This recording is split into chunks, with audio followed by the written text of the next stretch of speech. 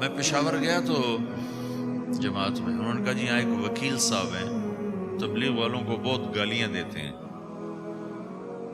شکل دیکھتے ہی گالیاں دینا شروع کرتے ہیں آپ کے علاقے کے؟ آپ کے علاقے کے؟ میں نے کہا اچھا ملاؤ۔ پشاور میں رہتا تھا، وکالت کرتا تھا، میرے علاقے کا میاں چند ایک چھوٹا سا ٹاؤن ہے وہاں کا تھا، میں اس کے قریب تلمبا ایک چھوٹا سا ٹاؤن ہے میں وہاں۔ تو جب ہم ان کے دروازے پر گئے اور نوک کیا تو دروازہ کھلتے ہی انہوں نے وہی کام شروع کر دیا، دیکھتے ہی کہا میں نے تمہیں کتنی دفعہ کہا ہے، وہ جو مقامی، کہ تبلیغ والوں کو میرے دروازے پر مت لایا کرو۔ تو اب بتاؤ، میں اگر یہ تبلیغ کے رگڑے نہ لگے ہوتے تو میں تو 2 تھپڑ اس کے منہ پہ مارتا، یا مفتی صاحب کی طرف فتویٰ سناتا تو اسلام سے خارج ہو گیا ہے، توبہ کر۔ میں نے اس سے کہا بھائی میں تو تبلیغی بن کے آپ کے پاس نہیں آیا، میں تو اس لیے آیا ہوں کہ مجھے پتہ چلا کہ آپ میاں چنو کے ہیں اور میں تلمبے کا ہوں، تو میں تو اس لیے آپ کو ملنے آیا ہوں۔ تو ایسے ہو گیا، اچھا آپ تلمبے کے ہو؟ میں نے کہا تلمبے کا ہوں۔ کہو اچھا اچھا اچھا، بڑی مہربانی، فرمائیے۔ میں نے کہا فرمائیے ایسے تو نہیں ہوگا، گھر بٹھاؤ پھر فرمائیے ہوگا۔ تو اس نے دروازہ کھولا، ہمیں بٹھایا، میں نے کوئی تبلیغ کی بات نہیں کی، چائے وائے پلائی۔ تو میرے والد صاحب اپنے علاقے کے مشہور آدمی تھے، تو جب میں نے اپنا تعارف کرایا تو وہ اور خوش ہو گیا، کہا تو آپ کے باپ کا الیکشن تو میں نے لڑا ہے، انہوں ان کے لیے ووٹ مانگنا۔ تو ایسا خوش ہو گیا، کھل گیا، چائے پلائی، بات چیت ہوتی رہی۔ تو اٹھتے ہوئے میں نے کہا فلاں مسجد میں ہماری جماعت آئی ہوئی ہے، میں نے کہا چلو آپ کو بتا دوں۔ مغرب کے بیان میں وہ آیا ہوا تھا۔ پھر جتنے دن میں وہاں رہا وہ آتا رہا آتا رہا آتا رہا، میں واپس چلا گیا۔ بیچ میں کئی سال گزر گئے۔ لاہور کیولری گراؤنڈ ایک مشہور جگہ، وہاں میرا بیان تھا۔ جو کرکٹر آئے ہوئے تھے، ان کو ہم نئے سعید انور، انضمام، مشتاق، ان کو ہم قریب کر رہے تھے، اس وقت نئے ان کو قریب کر رہے تھے، تو یہ لوگ آئے ہوئے تھے۔ تو بیان کے بعد ان کو لے کر ہم ایک کمرے میں بیٹھے، اس کمرے کی دیوار شیشے کی تھی، تو لوگ اندر آنے کی کوشش کر رہے تھے، تو ان پہرے والے ان کو روک رہے تھے۔ تو اس میں سے ایک آدمی منہ اوپر کر کے میری طرف سے اشارہ کرے، تو میں نے دیکھا تو ایک آدمی کی بڑی داڑھی، اور وہ مجھے ایسے ایسے اشارہ کر رہا ہے، میں نے نہیں پہچانا۔ تھوڑی دیر کے بعد میں نے غور سے دیکھا تو وہ وہی وکیل صاحب پشاور والے، تو میں نے کہا ان کو اندر بلاؤ، اندر بلاؤ۔ اندر آئے تو میں اٹھ کے ملا، کہنے لگے یہ دیکھو یہ تمہارا ایک گشت، میرا وقت بھی لگ چکا ہے، بدنوں کا چلہ لگا ہے یا 3 چلے لگے ہیں۔ تو جو دیکھو نا، آپ میں سے کئی لوگ پھیری لگاتے ہیں، جس کو گجرا پھیری لگاتا ہوں، پھیری، میں پہلے سمجھا ہی نہیں، پھیری تو کہتے ہیں چھوٹے جہاز کو جو سمندر میں چلتا ہے، میں سمجھا یہ پھیری لگاتے ہیں، پھیری، اور وہ تو گجراتی میں پھیری کہتے ہیں پھیری کو۔ تو پہلے تو میں چکر کھاتا رہا کہ یہ کیا ہے پھیری، پھیری تو چھوٹے جہاز کو کہتے ہیں، چھوٹا بحری جہاز۔ تو پھر بعد میں کسی نے کہا کہ یہ چل پھر کے سودا بھیجا، اچھا اچھا پھیری کو پھیری تم خدا کو خدا کر دے تو خدا کا شکر۔ ایک تو خدا لفظ ہی میں نے پہلے کہا تھا بولنے کا نہیں ہے، ایک اس کو خدا کو خدا کر دیتے، خدا کی قسم۔ تو تم پھیری لگاتے لگاتے گاہک بنا لیتے ہو، نہیں بناتے ہو؟ پھیری لگاتے لگاتے تم اپنے گاہک بنا لیتے ہو۔ یہی تبلیغ کا کام ہے کہ پھیری لگاؤ، لوگوں کے در کھٹکھٹاؤ، کوئی لے گا کوئی نہیں لے گا۔ جو آپ لوگ پھیری لگاتے تو سارے آپ سے سودا لیتے ہیں؟ نہیں لیتے، کوئی لیتا ہے کوئی نہیں لیتا، لیکن آپ جاتے رہتے ہو جاتے رہتے ہو جاتے رہتے ہو جاتے رہتے ہو، آہستہ آہستہ آپ اپنا اتنا کام کر لیتے ہو کہ آپ کی روٹی چل جاتی۔ تو سارے نبیوں نے پھیرا لگایا، کوئی نبی گھر نہیں بیٹھا، کہ میرے پاس کوئی آئے گا تو اسے سکھاؤں گا۔ ہر نبی نے پھیرا لگایا، اور داؤد علیہ السلام نے ایک دفعہ یہ کیا، ایک بڑا عبادت خانہ بنایا اور اس کی دیواریں اونچی کر دی، اتنی اونچی کہ اندر کوئی جا نہ سکے، اور یہ طے کیا کہ ہفتے میں ایک دن میں کسی سے نہیں ملوں گا، صرف اللہ اللہ کروں گا، ہفتے میں ایک دن۔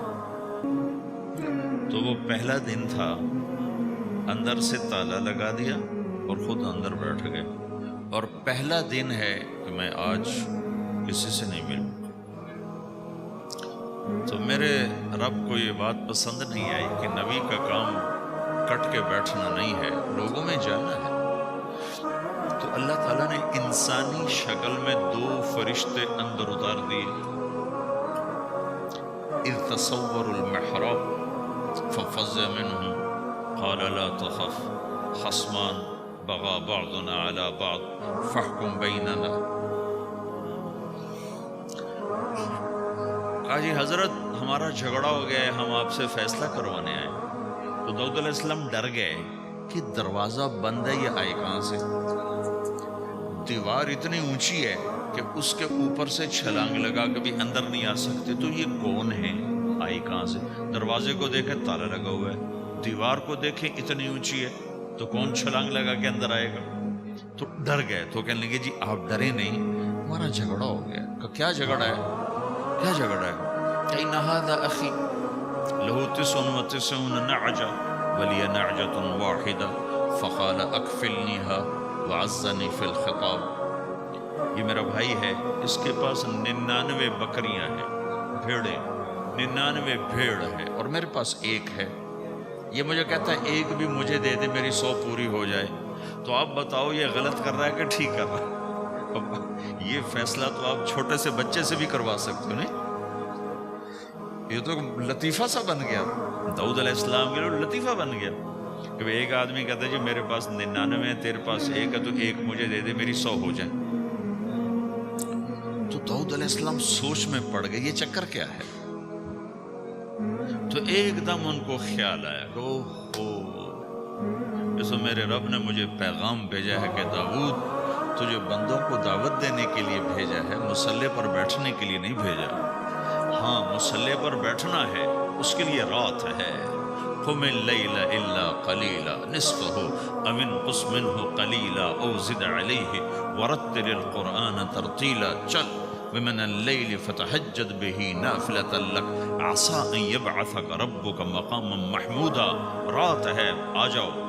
ان ناشئۃ اللیل ہی اشد وطئا واقوم قیلا۔ آجا آجا، رات بڑی مزے کی چیز ہے، تو اور میں تنہا۔ فاذا فرغت فانصب والى ربک فارغب۔ آ جاؤ۔ تتجافى جنوبهم عن المضاجع يدعون ربهم خوفا وطمعا ومما رزقناهم ينفقون۔ رات تیری میری، دن میرے بندوں کے لیے۔ نہیں بیٹھ سکتا، تسبیح پکڑ کے نہیں بیٹھ سکتے ہو۔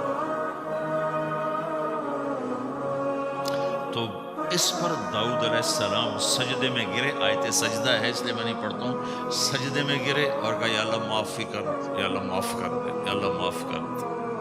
میں نے دروازے بند کر لیے، حالانکہ یہ میرے منصب کے خلاف تھا، اس پر اللہ سے معافی مانگی۔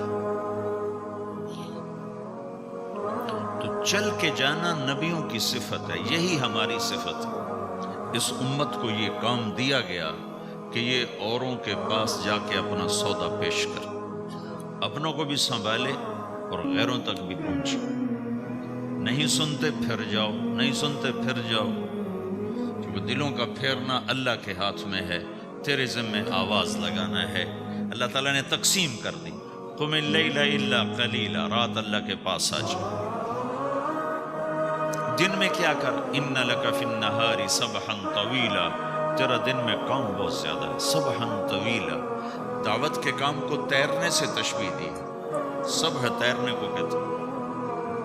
اللہ کے نبی کا ایک گھوڑا تھا جس کا نام تھا سبحہ، میں نے بتایا تھا پہلے دن، وہ اتنا تیز چلتا تھا جیسے تیر رہی ہو، اس لیے اللہ کے نبی نے خود اس کا نام سبحہ رکھا تھا، تیرنے والا۔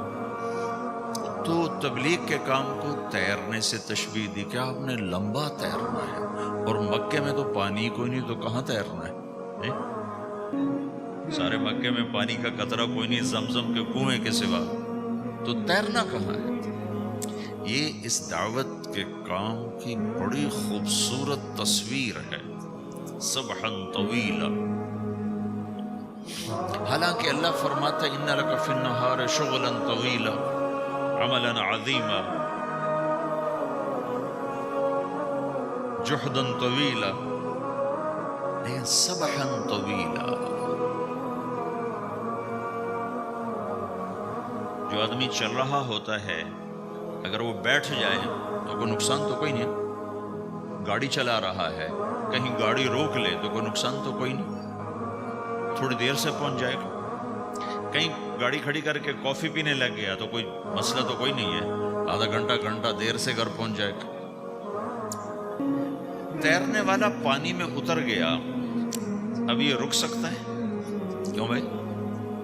اگر یہ کافی پینے کا ارادہ کرے تو کہاں جائے گا؟ تو مچھلی کے پیٹ میں جائے گا۔ پانی میں اترنے کے بعد اختیار ختم ہے، اب تیرنا ہے۔ کہاں تک؟ دوسرا کنارہ جب تک ہاتھ میں نہیں آتا تیرنا ہے، سبحا طویلا، جب تک آخرت کا کنارہ ہاتھ میں نہیں آتا۔ اے میرے نبی تجھے دعوت کا کام کرتے ہی رہنا ہے، کرتے ہی رہنا ہے، کرتے ہی رہنا ہے، تیری چھٹی کوئی نہیں۔ سبحا میں یہ اشارہ تھا کہ چھٹی کوئی نہیں، یہ موت تک کا کام ہے۔ وَاعْبُدْ رَبَّكَ حَتَّى يَأْتِيَكَ الْيَقِينُ۔ آئے ہائے، جب یہ آیت اتری یا ایھا المدثر قم فانذر وربک فکبر، اے میرے محبوب اٹھ جا، اٹھ جا، میرا پیغام سنا، تو لیٹا ہوا ہے۔